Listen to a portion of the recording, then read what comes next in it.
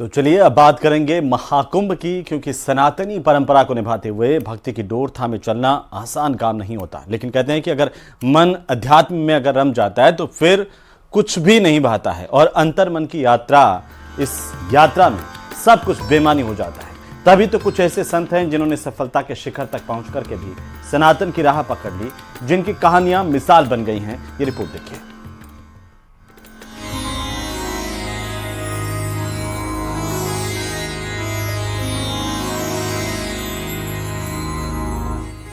महाकुंभ नगर में संगम की रेत पर डेरा जमाने वाले तमाम साधु संत ऐसे हैं जो करियर के चरम पर थे, लेकिन फिर उन्हें गुरु का सानिध्य मिला और उन्होंने सनातन की राह पकड़ ली।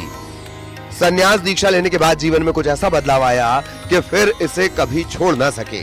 केवल देश नहीं बल्कि विदेशों में भी जाकर ये लोग धर्म प्रचार कर रहे हैं। ऐसे तमाम साधु संत हैं जिनकी कहानियां सभी के लिए मिसाल बन चुकी हैं।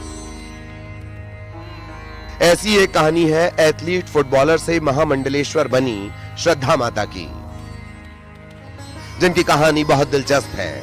खिलाड़ी से साधना और सिद्धि तक की यात्रा के कई किस्से हैं, जिनके कारण अनायास ही मन संन्यास में रम गया।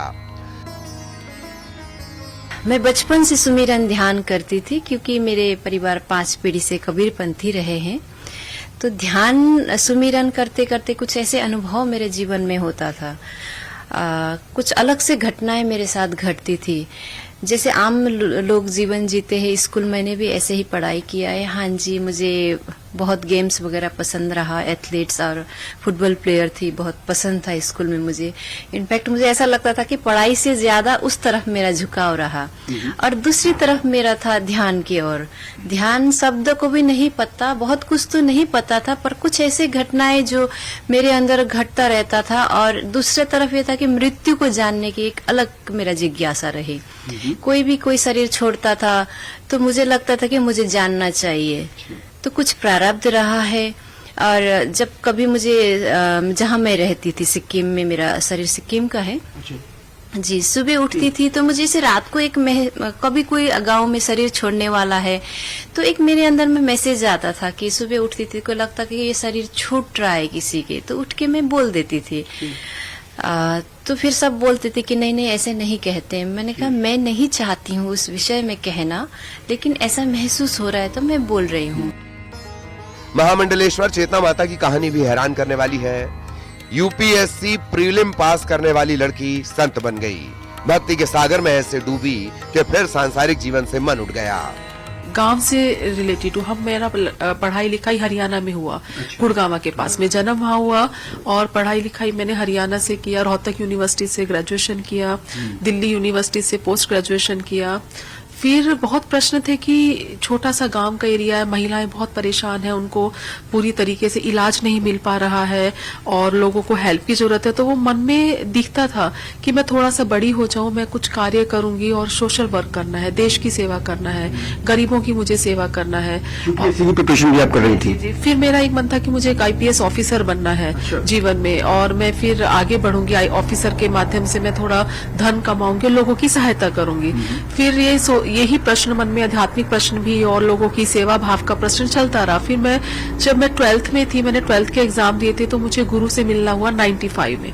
95 में गुरु का प्रोग्राम था महायोगी पायलट बाबा जी का। योग माता जी जो हमारी बहुत पूजनीय है, उनकी समाधि थी गुड़गांव के पास में ही एक ग्राम है, वहां पे समाधि थी। तो मैं ऐसे ही मिलने गई थी, तो फिर गुरुजी का दर्शन हुआ और मेरे जो माता का परिवार था वो समाधि वाले गुरु ढूंढ रहे थे। नाना जी तो मेरे खुद ही एक गुरु में थे, लेकिन मामा जी लोग कह रहे थे कि हम जो समाधि लेगा हम उसको गुरु बनाएंगे। तो फिर जब बाबा जी मिले, उन्होंने गुरु बनाया और मैं ऐसे ही अपने आशीर्वाद लेने गई बाबा जी के पास।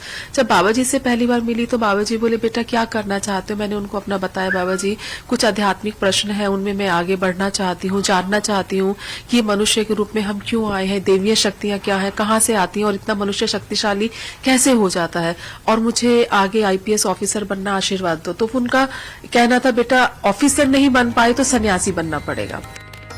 महाकुंभ ऐसे तमाम संतों से भरा है जिनकी कहानियां अनोखी हैं। पायलट बाबा के शिष्य शैलेश आनंद महाराज की कहानी भी कुछ ऐसी ही है। फिल्मों में बाल कलाकार का अभिनय किया, फिर यूनिवर्सिटी में छात्र नेता रहे, क्रिकेट की पिच पर भी हाथ आजमाया, लेकिन मन कहीं न लगा, क्योंकि जो सुख अध्यात्म में है वो कहीं और नहीं। देखिए, हर जीवन की अपनी व्यथा है, उनकी अपनी कथा है। मेरा ऐसा मानना है कि मैं 5 बार मरा, 5 बार जिंदा हुआ हूँ। हर बार एक नया किरदार मिला, हर जीवन के अंदर एक नई यात्रा मिली। बचपन के अंदर मेधावी अभिनेता था, तो मंचों के ऊपर काफी कार्य करा, लगातार अभिनय क्षेत्र के अंदर बढ़ता रहा। तत्पश्चात क्रिकेट काफी खेला, सीके नायडू, कुछ बिहार, विजय मर्चेंट इनके अंदर में खेलता रहा, विश्वविद्यालय खेला। फिर उसी महाविद्यालय से चुनाव लड़ा और चुनाव लड़कर के सह सचिव, सचिव, उपाध्यक्ष सब बना। तो जीवन है, हमें पता नहीं कितने स्वरूप देता है, और ईश्वर शायद एक ही जन्म के अंदर सारे जन्म इसलिए देता होगा कि आपको मुक्त होना ही होना है, मोक्षत्व की ओर बढ़ना ही बढ़ना है।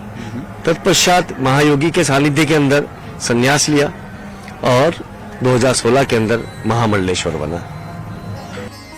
सनातन का ये संसार विदेशियों को भी खूब भा रहा है। कुंभ में आई एक विदेशी महिला ने नागा साधु बनने के लिए पिंडदान किया। बाल दान करने के बाद शुरू हुई महिला सन्यासी बनने की प्रक्रिया। इटली से आई इस महिला ने कहा, जो सुख अध्यात्म में है वो कहीं नहीं। सनातन परंपरा से जुड़ना सौभाग्य की बात है। संत, अपने बारे में बताइए। Tell us something about yourself, from which country you are and what do you want to say about this Prayagraj? मैं शिवानी भारतीय, meet मेरा गुरुजी in 2012, first time in India, Bharat, और remain loved from Indian culture, and my life change, sorry. Life changes. Since when you are sadhu? How many years did you accept this saint culture? I meet Mera Guruji in 2012, and when I meet Guruji, become already sadhu maybe. From which country you are? You are from Netherlands. Italy. Huh? Italy vale.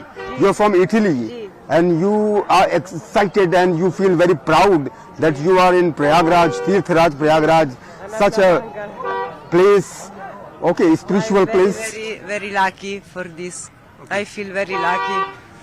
बाल दान भी आपने किए हैं, आपने hairs भी दान किए हैं। जता जी, अच्छा। स्नान। सनातनी परंपरा और सतमार्ग पर भक्ति की डोर थामे चलना आसान काम नहीं, लेकिन कहते हैं कि अगर मन अध्यात्म में रम जाता है तो फिर कुछ भी अच्छा नहीं लगता, क्योंकि अंतर मन की इस यात्रा में सारी चीजें बेमानी सी हो जाती हैं। Bureau report, news 18।